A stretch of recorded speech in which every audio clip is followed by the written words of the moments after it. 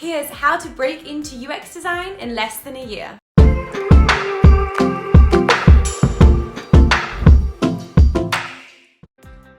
Number 1, do an online or an in-person course or bootcamp.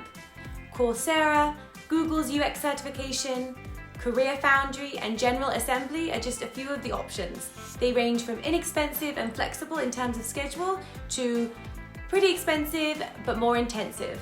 But doesn't really matter which one as long as you learn those foundational skills. Number 2, practice design challenges in Adobe XD, Figma, and Sketch, and do free design projects to get experience and build a portfolio. Which leads me to number 3.